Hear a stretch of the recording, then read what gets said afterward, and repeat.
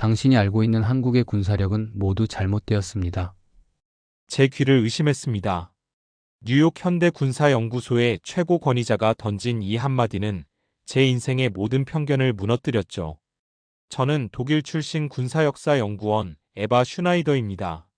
10년 넘게 세계 각국의 군사력을 연구해왔고 스스로를 전문가라 자부해왔습니다. 하지만 그날 바로 그 세미나실에서 제가 마주한 진실은 저에게는 충격 그 자체였답니다. 오늘 저는 그동안 제가 얼마나 큰 오만을 품고 있었는지, 그리고 어떻게 제 시각이 완전히 바뀌게 되었는지 솔직하게 고백하려고 합니다.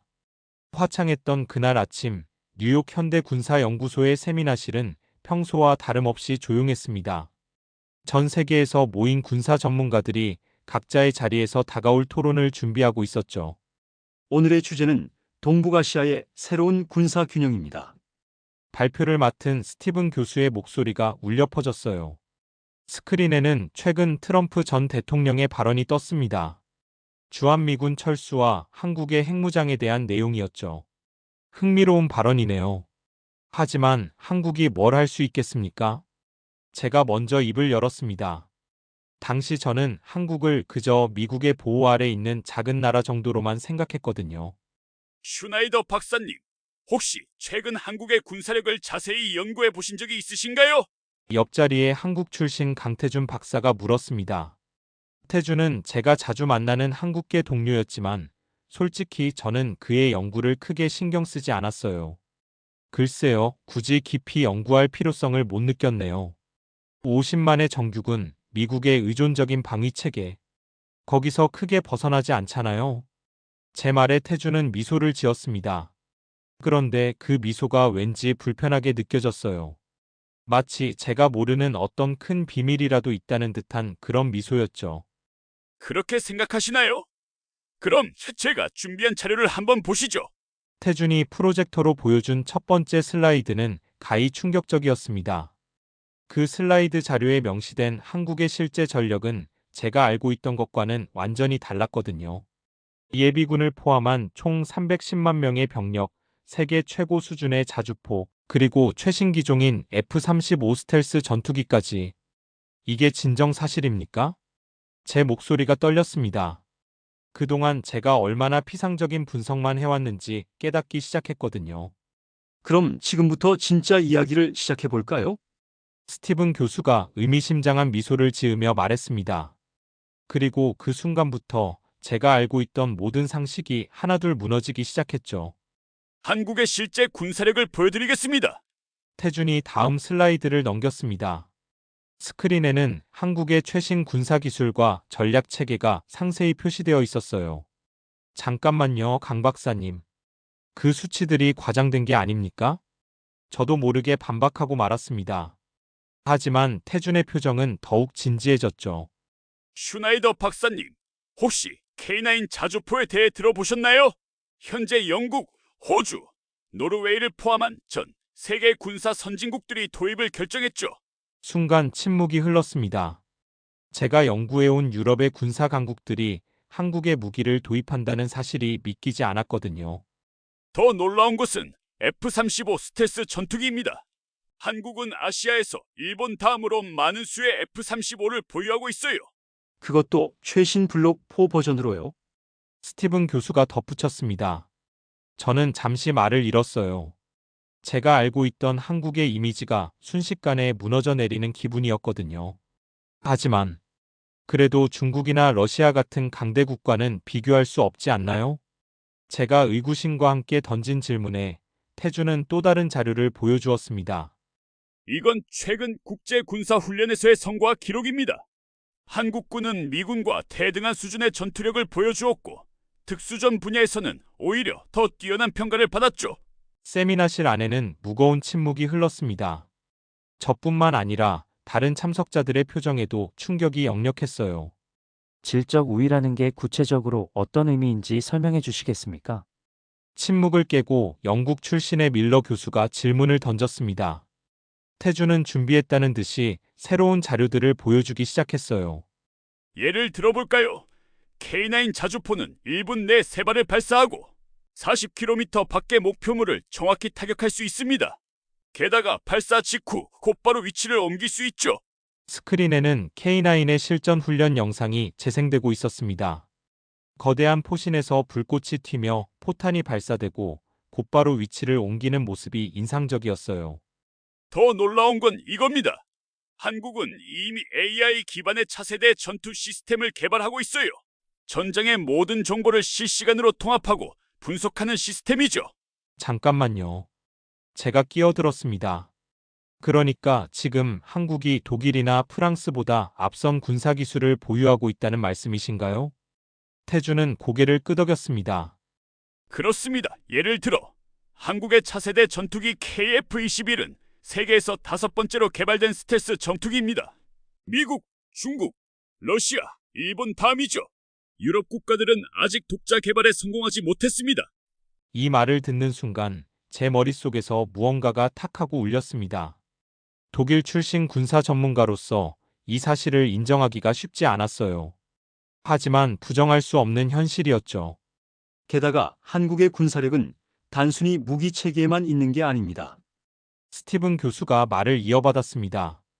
장병들의 교육 수준, 훈련 강도, 그리고 전투 의지까지. 이 모든 것이 세계 최고 수준이에요. 실제로 미군 장성들도 한국군의 능력을 극찬하고 있죠. 세미나실 안에서는 이제 작은 탄성이 터져 나왔습니다. 특히 중국과 러시아 출신 연구자들의 표정이 심각해 보였어요. 그들도 자국의 군사력을 다시 한번 평가해봐야 할 필요성을 느낀 것 같았습니다. 하지만 이건 시작에 불과합니다. 태준이 의미심장한 미소를 지으며 말했습니다. 이제 베트남전에서 한국군이 보여준 실전 능력에 대해 이야기해 볼까요? 스티븐 교수가 자리에서 일어났습니다. 그의 표정이 평소와는 달리 무척 진지해 보였어요. 제 아버지는 베트남전에 참전하신 미군 장교셨습니다. 늘 이런 말씀을 하셨죠.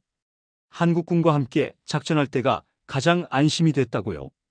교수의 말에 세미나실이 다시 조용해졌습니다. 아버지 말씀으로는 한국군은 어떤 상황에서도 임무를 완수했다고 해요.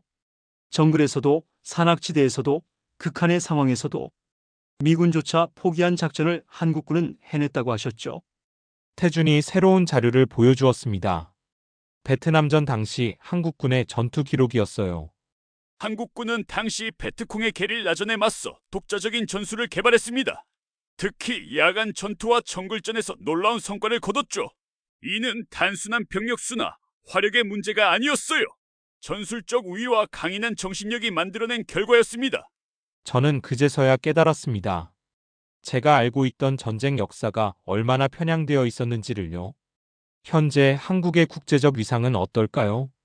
태준이 화면을 전환했습니다.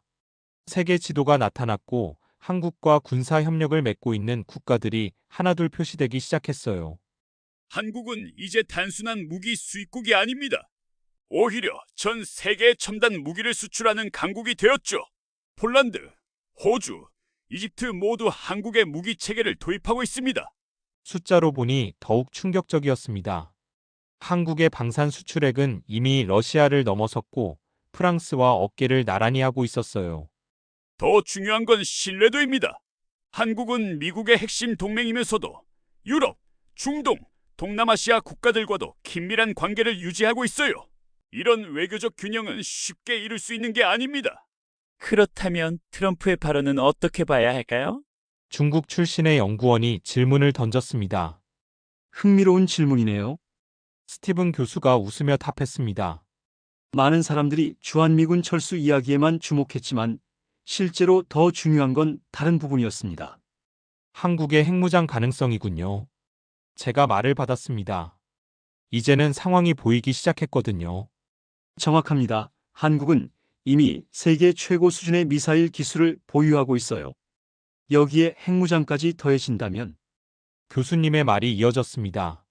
한국은 더 이상 미국의 보호가 필요 없는 완전한 군사 강국이 될 수 있다는 뜻이죠.